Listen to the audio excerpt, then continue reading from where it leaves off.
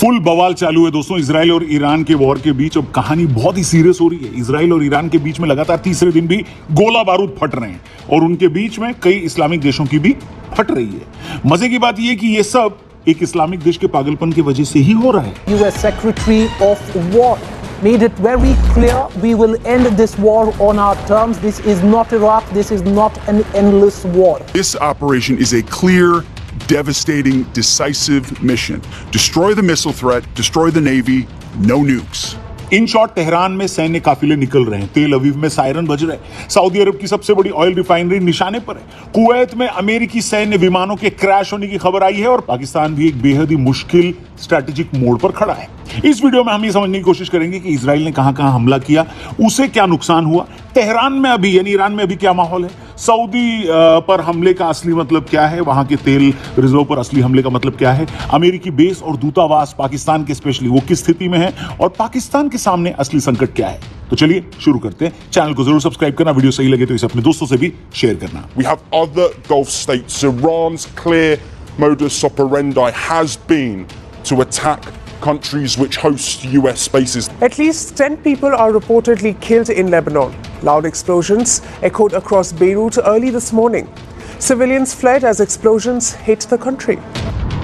दोस्तों रिपोर्ट्स की माने तो इजराइल ने ईरान से जुड़े कई रणनीतिक ठिकानों को निशाना बनाया है, जैसे मिसाइल स्टोरेज फैसिलिटीज, IRGC यानी रेवोल्यूशनरी गार्ड से जुड़े उनके सैन्य परिसर, सप्लाई रूट जो सीरिया और लेबनान के जरिए हथियार पहुंचाते हैं। इजराइल की रणनीति तीन हिस्सों में समझी जा सकती है। पहली कि ईरान की जो लंबी दूरी की मिसाइल क्षमता है उसे कमजोर किया जाए, दूसरा ईरान के प्रॉक्सी नेटवर्क जैसे हिजबुल्लाह की सप्लाई लाइन को काटना, और तीसरा यह संदेश देना कि अगर तेल और रीजनल स्टेबिलिटी को अगर निशाना बनाया गया तो जवाब सीधे दिया जाएगा।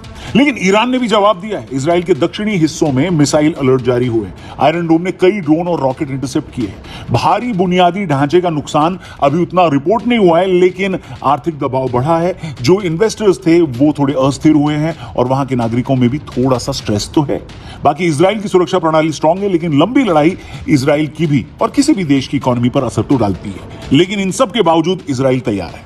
तेहरान की बात करें तो इस समय हाई अलर्ट मोड में है। IRGC की तैनाती बढ़ी है, एयर डिफेंस सिस्टम एक्टिव है, सैन्य काफिले ओपनली देखे जा सकते हैं और विदेशी दूतावासों ने एडवाइजरी भी जारी की है अपने अपने नागरिकों के लिए।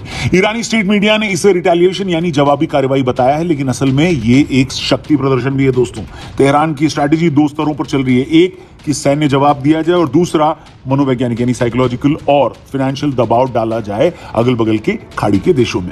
बाकी ईरान ये भी दिखाना चाहता है कि वो रीजनल ऑयल नीड को इंपैक्ट करने की क्षमता रखता है और आज तो ईरान ने सऊदी और दुनिया के सबसे बड़े ऑयल रिफाइनरीज में से एक पर हमला कर दिया और अभी मिली रिपोर्ट्स की माने तो भारी नुकसान हुआ है। इसका असर कहां कहां होगा देखिए, वैश्विक तेल कीमतों में उछाल होगा, भारत जैसे देशों पर भारी दबाव होगा, डॉलर स्ट्रांग होगा और स्टॉक मार्केट में गिरावट होगी, जो कि आज भी दिखी। ईरान ने पूरी ताकत के साथ आज जवाबी हमला करते हुए सऊदी और अमेरिका की मिलीभगत का बदला लेना शुरू किया है। कल खबर मिली थी कि सऊदी के कहने पर अमेरिका ईरान पर हमला करने के लिए तैयार हुआ और इजराइल के साथ अपने ऑपरेशन को शुरू किया।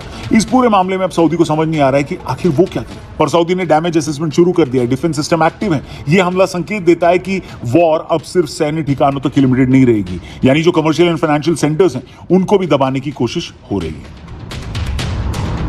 दोस्तों अमेरिका की बात करें तो उसके साथ मेन प्रॉब्लम यह है कि अमेरिका इसमें कूदा तो है, लेकिन उसके खुद के ही F-15 बच नहीं रहे। जी हां, दिन की दूसरी बड़ी खबर यह थी कि अमेरिका की मल्टीपल फाइटर जेट्स और F-15 को ईरान ने कुवैत के अंदर धराशायी कर दिया। कुवैत की सरकार ने इस बात को कंफर्म भी किया है कि उसके यहां अमेरिकी बेस पर मौजूद अमेरिकी F-15 और अलग अलग विमानों को भारी नुकसान हुआ है। उधर कुवैत ने भी बताया कि उनको कितना नुकसान हुआ। CNN ने कंफर्म किया कि अभी तक 3 अमेरिकी F-15 गिराए जाने की खबरें सामने आ रही हैं। अमेरिका अपने ही देश के एसेट्स नहीं बचा पा रहा है, बताइए। वहीं कुवैत की आर्मी ने भी इस बात को बताया कि उनके एयर स्पेस में कई सारे अमेरिकी फाइटर जेट्स गिरे हैं, जिनका मलबा उनके यहां गिरा है।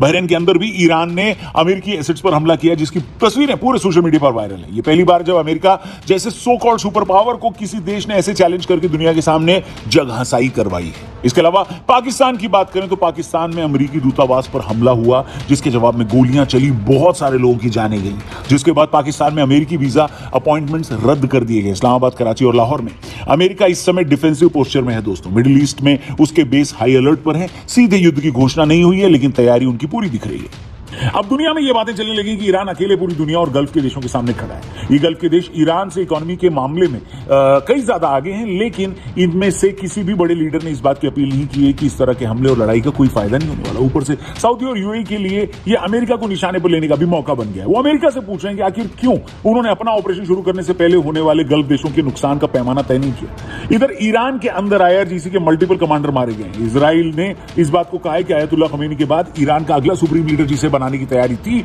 उसे भी मार दिया गया है। सऊदी के स्पोक्सपर्सन टीवी पर आकर ये बात कह रहे हैं कि अमेरिका ने उनको अकेला छोड़ा है। अमेरिका के एयर डिफेंस सिस्टम सीधे पूरी ताकत के साथ इजराइल को बचाने में जुटे हैं और दूसरी तरफ उनके देश पर ईरान लगातार हमले कर रहा है। الدفاع الأمريكي مركز على إسرائيل دون دول الخليج التي تقع فيها كثير من القواعد العسكري। सऊदी अरब को असली झटका तब लगा जब यमन के हुती रिबेल ने उनके तेल ठिकानों पर हमले किए। सऊदी को उम्मीद थी कि अमेरिका अपनी पूरी ताकत झोंक देगा, लेकिन अमेरिका का रुख उतना स्ट्रांग अभी नहीं है, नरम ही है। वहीं दूसरी ओर जब ईरान ने इजराइल पर मिसाइलें दागी तो अमेरिका ने अपनी मिसाइल डिफेंस सिस्टम और फाइटर जेट्स के जरिए एक एक हमले को हवा में ढेर कर दिया। सऊदी को साफ दिख रहा है कि अमेरिका के लिए इजराइल ही उसकी फर्स्ट प्रायोरिटी है। वहीं सऊदी ये जान गया है कि वो अमेरिका के लिए सिर्फ एक स्ट्रैटेजिक पार्टनर है जिसे जरूरत पड़ने पर खुद के भरोसे छोड़ा जा सकता है। बाकी दोस्तों, ताकत के इस पागलपन में ग्लोबल इन्वेस्टर्स को भारी नुकसान हुआ है। भारत का शेयर मार्केट भी इससे अछूता नहीं है। वॉर की अनसर्टेनिटी के बीच लाखों शेयर होल्डर्स के पैसे में घाटा हुआ है। ग्लोबल इकोनॉमी भी इससे अछूती नहीं है। सबसे बड़ी बात है ऑयल प्राइसेस का बढ़ जाना। जहां ऑयल प्राइसेस इस समय $80 पर बैरल के हिसाब से बढ़ रहे हैं, ये पहले $56 पर बैरल के हिसाब से बिका करते थे। इनके बीच भारत की तरफ से रिफाइनरीज को कहा गया कि वो रूस से तेल लेना बढ़ा दें।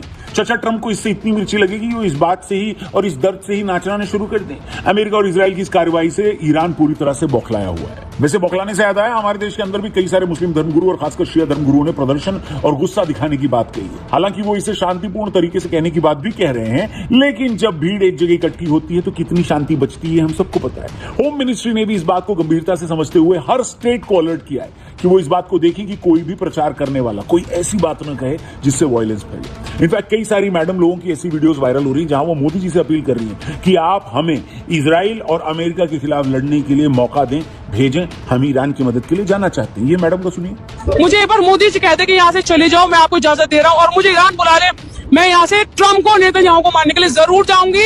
अब ऐसे लोग जब सड़क पर आ रहे हैं और ऐसे बयान दे रहे हैं तो लोगों का यही कहना है कि ये लोग तब कहां थे जब इनके अपने ही देश के लोग पहलगाम में मारे गए थे। ये लोग पाकिस्तान के खिलाफ तो प्रदर्शन में कभी आगे नहीं आए। ये अपने खुद के हिंदुस्तानी भाइयों और बहनों के मरने और उनकी मांग उजड़ने के बाद सड़क पर कभी प्रोटेस्ट करने नहीं आए कि हम पाकिस्तान से बदला लेने के लिए सरहद पर जाएंगे। लेकिन ये ईरान की मदद करने के लिए, अमेरिका और इजराइल से भिड़ने के लिए जाना चाहते हैं और उसके लिए इनको परमिशन भी चाहिए। वाह, हिपोक्रेसी की भी सीमा होती है। खैर, ये वाला मुद्दा बड़ा है और इसके ऊपर आगे डिटेल में जरूर बात करेंगे, पर ऐसे लोगों की हिपोक्रेसी पर आपका क्या रिएक्शन है कमेंट करके जरूर बताइएगा। ये वॉर आपके हिसाब से कितनी और लंबी चलेगी, या फिर से चाचा ट्रंप आगे आएंगे और कहेंगे भैया हमने सीज फायर करवा दिया, और वो खुद इस वॉर को करवाने के बाद इसको रोकने का भी क्रेडिट लेने वाले हैं।